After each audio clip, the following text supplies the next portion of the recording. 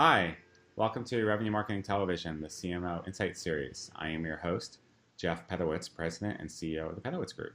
Today we have with us as our guest, Tiziana Barrow of Tilagia. She is the founder and Chief Marketing Officer. And Tiziana, welcome to the show. Thank you, Jeff. It's a pleasure to be here on the phone with you.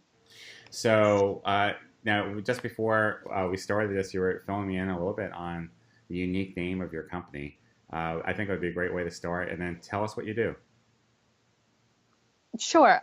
Yes, my name is Tiziana, and I joke around to say that I am here on a mission to bring the name back to life, because Tiziano used to be the biggest competitor to Michelangelo in the 1600s. So if you ever actually make it to Venice, you end up finding a lot of his works. But most Americans or English-speaking people know him as Titian, Titan, because there is so much inhibition about pronouncing the Z. So it's like Tiziana, pizza, pazza, piazza. And so it's, yes, here, that's my mission in life. but basically, you're an inventor, you're a creator, you're an artist, right? But you're doing it all for marketing. That's right. And I definitely, I have that passions that meets the science of psychology and technology. So it's, I actually did not start in marketing. I ended up landing in marketing around the early 2000s, and then I just really found my spot. I was in analyst relations, so marketing communications, and then really found the marketing automation space around 2010. And I have just fallen in love with, and fascinated with the things that you can really do with marketing automation platforms, with the digital piece of it, with the socials and the SEOs. I mean, it's just fascinating. I know what you mean. I had a similar epiphany back in 2003 when I discovered marketing automation for the first time. It really felt like a calling. So, yeah. And here we are all these years later still doing it. So it's definitely a good fit. So what does Tilagia do? So Tilagia is very much built on my passion of really understanding the customer journey and the personas that companies are targeting. So, what are some of the steps that people come across, or the journeys that they take from when they first become aware of the company to then they build the interest, to then learn more about it, to then really evaluate it before they actually make the purchase. So that purchase journey, customer journey, really depends on, there is different terminology out there. But really understand the psychology that the potential buyers go through and the triggers really allows us as marketers to provide content that it's relevant and pertinent to them and timely, so that you can then really achieve velocity. And I mean, it's magical. I mean, there is nothing, more exciting to me to actually see conversion, and to provide. Clearly, it's about being of service, because you want to provide, you want to meet the person that's looking to make the purchase, wherever they're at in their journey, and provide something that's pertinent and valuable. So that's how I see it. So, we talk with marketers every day. I think everyone wants and desires to be more customer focused, but maybe you're still stuck in doing a lot of product oriented or company centric content. So how do you get them to start moving down the path where within a couple months they could start doing things and getting results? Yeah. So, I mean, even just sitting down and determining the stages, and then figuring out, some of the things that the different personas go through those stages, it really kind of creates clarity, both on the marketing side as well as on the sales side.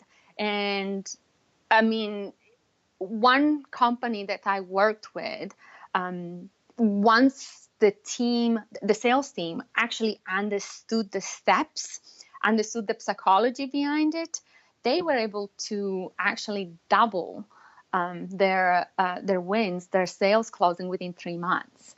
So it was just as simple as giving them a little structures and understanding and what might be more pertinent and how to move them from A to B, that it just kind of like catapulted them forward.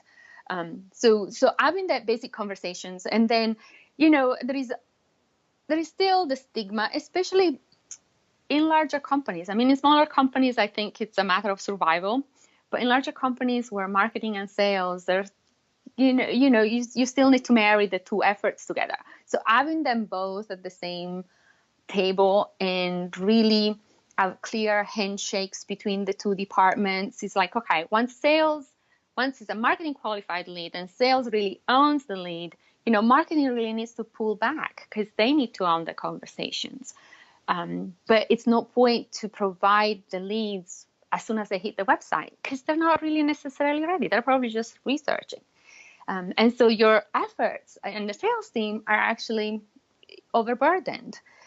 So once sales kind of understands that what we're doing is really to help them out and understand the steps on how we get them there, they relax a lot more and then focus on what they need to do. So who owns the customer?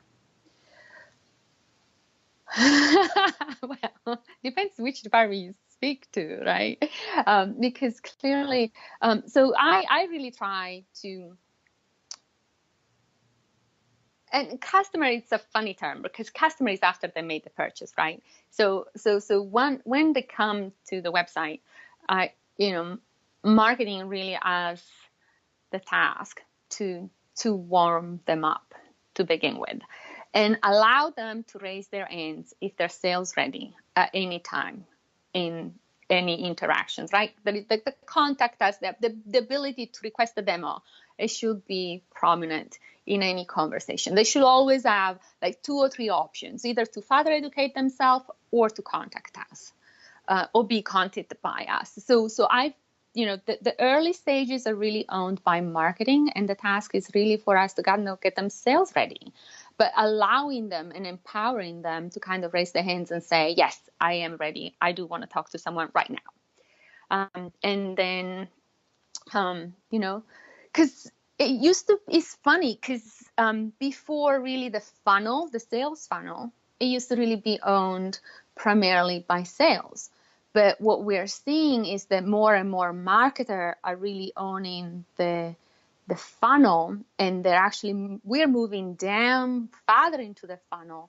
So then the sales team can really just focus on the transaction, and the negotiations, the customer testimonials if they need it, the demos, the POC, and so forth. So there is a lot of transformation that's happening in the marketing that is really percolating over to the sales team. And there is some resistance, of course.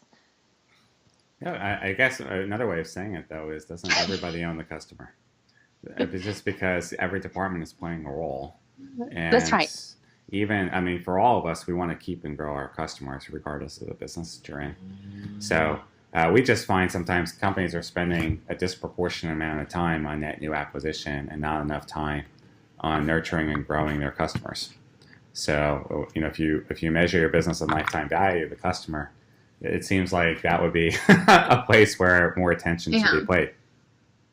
Well, and if you think about it, once the transaction is made, that journey starts back up again, right? Because and there are studies that kind of indicates that the likelihood of building loyalty is really done within the first 60 days of the customer experience. So, how is the handoff between sales and the implementation team, the services team?